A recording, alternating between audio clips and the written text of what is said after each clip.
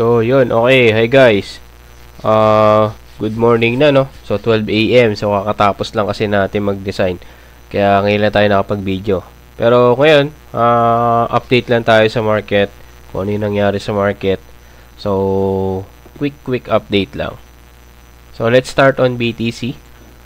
So, sa BTC, kung mapapansin nyo, so, yung 4 hour per value gap natin, respected pa rin. So, nagkaroon ng rejection dito sa taas. So, umabot siya hanggang 117,800, no? O almost 900 na. Ngayon, nakita natin tong trend line na to.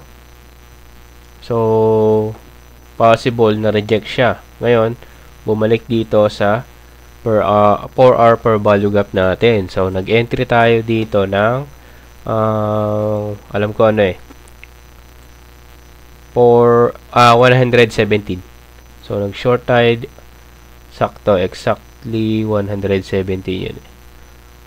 So, exactly 117. So, nag-stop loss lang tayo above dyan. Then, first TP natin is ito. So, ito yung first TP ko dito. Itong area na to. So, 115. So, kung babasagin pa yan, possible, ito, yung pangalawang TP natin. So, yan. Itong 114. So, ito yung sinasabi natin. So, nag-entry tayo ng 117. So, currently, market is 116. 685.1. So, check natin kung talagang, rejected yung 4 hour per value gap natin. So, naging malakas yung entry ko dito kasi kung mapapansin nyo, meron tayong 4 hour per value gap tapos nasabayan nung trend line. So, trend line for 4 hour time frame din. So, kung mapapansin nyo, ilang beses na reject dito. So, na-reject dito. Tapos, dito. So, yan. And then, dito. Tapos, ngayon, ito. So, kaya, yun, nakita ko na medyo malakas yung downtrend talaga na possible bumaba. So, ang inano ko lang dito hanggang 115. So, itong first TP na to. And then, kung bumaba pa yan, possible ito. So, 114. So, yun yung sinasabi natin sa post na possible bumaba. Kung sakali ma-reject, possible bumalik sa 115 to 14. Kung mas bababa pa yan, possible dito sa sa 112 yung support natin dito sa baba. So ngayon currently nasa 116 tapos magkakaroon pa tayo ng ng weekend. So magkakaroon ng weekend. Let's see kung ano yung magiging galaw ng market kung magkakaroon ng retest pa dito. So, 30% cut loss lang naman ako dito. Tapos, mababang lev lang. So, 20 times lang yung lev natin. So, nag-entry tayo dito. So, let's see kung tama yung magiging natin. Kasi, pasok siya dun sa natin, sa system. So, once na nagkaroon ng rejection. So, ngayon, titignan ko dito sa 1 hour time frame kung nagkaroon ng yan, kung mapapansin nyo, nagkaroon ng rejection dito sa resistance nung 4 hour per value gap. So, kaya, inantay natin yung confirmation na possible rejected talaga siya. So, ayun, nag-close yung dito banda, nag-close. So, tapos nagkaroon ng morning star. So, yan. Morning star pattern. So, check natin kung talagang bababa siya dito sa area na to. So, that's for the BTC. So, tingnan natin kung talagang bababa yung market. So, kung may stop loss, that's okay kasi pasok naman dun sa system natin. So, mas okay lang ma-stop loss kung tama naman yung system na ginagawa mo. Mas masakit sa puso yung stop loss na na magabahala na yung pasok mo. So, let's see kung talagang dire-diretso yung magiging dire-diretso yung baba nito. Tapos ngayon, next tayo kay ETH. So ETH, no, lumilipad siya. So unlike nung iba, so si XRP tsaka si Solana. So mamaya tignan natin kung ano yung niya, yung magiging galaw. So yun, currently may nakita ako dito na So sa 1 day tayo. So sa 1 day time frame, nagkaroon tayo ng break of structure dito. So ito yung resistance natin sa 1 month. So nag-check tayo sa higher time frame. So ayan, meron tayong resistance dito na ito. So 1. So ito yung first stop, second,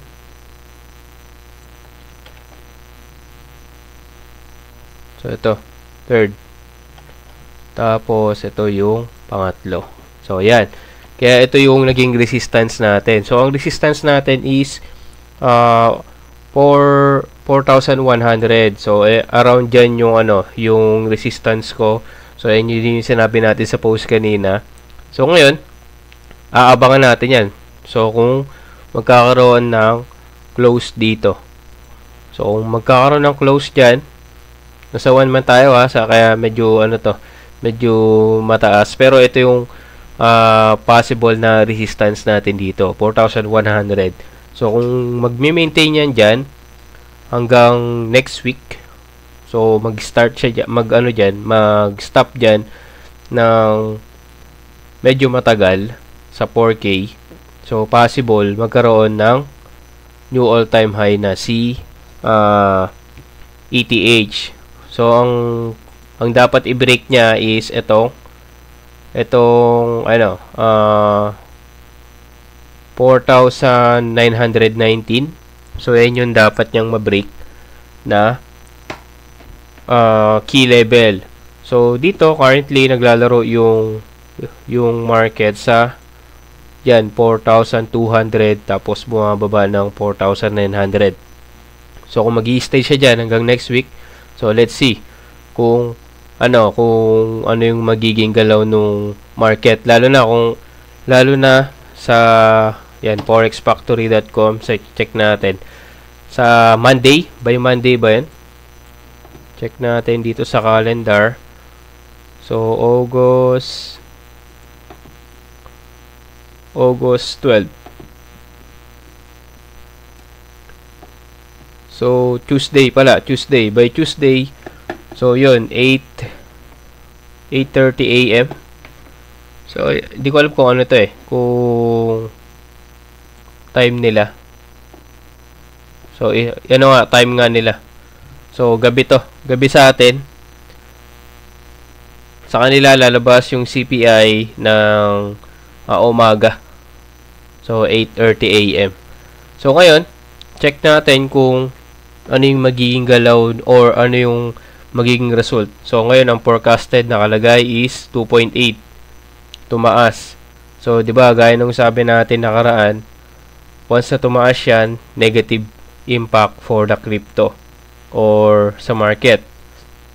So once na mas mababa, mas maganda yung impact sa market. So kaya expect natin kung mataas yung magiging result, possible magkaroon ng effect sa market, possible bumaba yung market. Kung mas mataas yung or mas mababa naman yung magiging actual, so mas maganda yung magiging momentum ng market. So mas tataas to, possible. So si ETH possible ma-break niya yung key level, so magawa ulit ng panibagong all-time high. So yun yung abangan natin dito kay ETH. Pero ang tinitignan ko dito sa 1 day time frame. So sa 1 day time frame kasi meron tayong break of structure dito na nangyari. So ito, gawin natin red. So ngayon, after ng break of structure, 'di ba sabi natin noon, kailangan magbuo siya nung per value gap. So ito yung imbalance niya sa 1 day time frame. So pwede tayong bumaba nung mas lower time frame para ma-check natin. So, dito, nagkaroon na nung rejection dito sa 1 day time frame. So, ayan, after nung red candle, di ba, na nagkaroon na rejection dito. Kaya biglang lipad ulit. So, mas double check natin yan sa 1 hour time frame. So, kung mapapansin nyo, after lipad, nagkaroon ng buwelo ulit. So, ito yung per value gap natin. So, ngayon, na-reject siya dito sa part na to. So, ito. So, dito sa part na to, na-reject siya. Yan. So, rejection, tapos kaya umangat ulit. So, ngayon, naglalaro siya ulit dito sa, yan, 4,200 to 98 to 90. Bumababa siya. Kanina bumaba hanggang ito, 4,152. So, let's see. Ang dapat niyang i-break dito is itong key level na to. So, itong buy side liquidity na yan. So, ito yung buy side liquidity natin. So, yung 42117 hanggang dun sa 4246. So, tignan natin kung ano yung magiging laro ni ETH dito. So, pero tanda natin magkakaroon ng weekend. So, pa-weekend na naman. Kaya, expect natin yung paghina ulit tong volume. So, that's for the ETH. So, tignan natin kung ano yung magiging galaw niyan. So, next, XRP. So, kay XRP, alam ko ito 4 hour per value gap So, nasa 4 hour per value gap tayo. So, kung mapapansin nyo, nagkaroon ng retest ulit dito. So, sa 1 hour time frame. So, yun, nagkaroon ng retest ulit dito sa 4 hour per value gap natin. So, ngayon, ang titignan natin dito na na candle is itong last. So, kung magkakaroon ng momentum. So, kung titignan nyo tong candle na tong dalawa, so, malakas yung momentum nung sellers. So, let's see kung itong next candle is magko-close ng red candle din. So, kung magkakaroon ng red candle dito, possible mas mataas yung momentum nung sellers. So, let's see kung mare-reject tong per value gap. Pero, kung makikita nyo sa 4 hour time frame, so, rejected siya. So, rejected yung per value gap natin dito. So, yan, dito sa 1 day, so, rejected nga yung 4 hour per value gap natin dito. So, nag-close na tong candle na to. So, check natin kung magtutuloy-tuloy yung momentum nitong XRP. So, next yung Solana. Sa Solana naman, so, last for Solana, meron kasi tayong dito. Previous support natin na ngayon is, resistance. So, kung mapapansin nyo dito sa resistance na to, resistance natin, so, rejected siya. Ang resistance natin dito kay Solana is 181.182 yung support, and then yung resistance natin is yung sa Baxa, so 182.572. So, kailangan ma-break niya to para bumalik siya dito sa taas. Pero kung titingnan nyo, meron tayong ito rin, trend line dito. So, nagkaroon ng breakout, kaya bumalik dito sa support. Ngayon, ang titignan natin kung magkakaroon ng retest dito sa trend line na to. So, check natin kung kung magiging rejected itong previous support na ngayon resistance natin. So, ayun yung yung analysis natin or checking natin dito kay Solana, XRP, BTC, and ETH. So, yun, yung abangan natin na news, itong CPI. So, ito yung possible magpagalaw nung market. So, ito lang iaabangan natin by Tuesday. So, let's see kung ano yung magiging galaw niya dito. Pero, check tayo ng news dito sa sa Twitter. Kasi kung mababa, kanina pa ako nagbabasa ng Twitter, puro bullish. Lalo sa XRP. So, yan, SEC and Ripple, XRP officially end. So, ito yung nakaraan eh. Nakaraan pa to eh.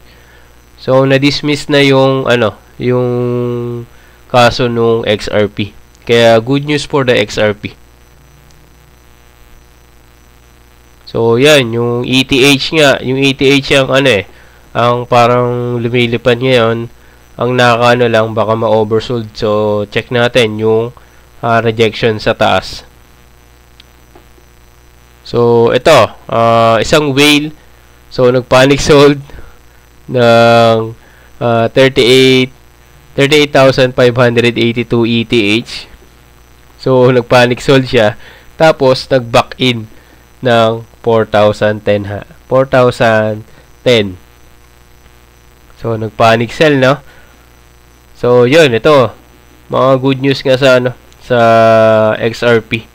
Kaya, maganda yung investment kay, kay XRP. So, masarap magpasok kay XRP ngayon. So, yun. Yan, ito. Ferrari to start accepting XRP payment for new cars.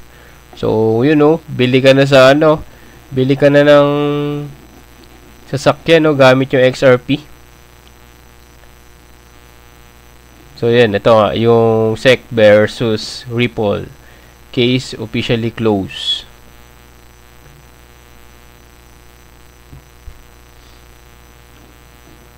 President Trump shows the President of Azerbaijan a Trump 2028 hat. So, sabi niya, Trump, everybody wants me to run again. So, including us. So, paig ba kayo si Trump pa rin manalo 2028?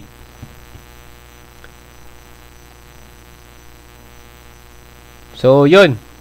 Masyadong bullish yung yung mga news sa Twitter ngayon. Kaya kung gusto nyo mag-base sa Twitter, so medyo ingat lang. Kasi mahirap yung masyadong hype or puro bullish yung news. So, bigla-biglang nalalaglag yan pagka sobrang bullish ng news. So, yun lang naman. Nag-update lang tayo. Quick update lang sa TA. Basa konting news. So, yun. Let's see tomorrow kung ano yung magiging galaw ng market. So, this is Kuya Ben Crypto. Peace out.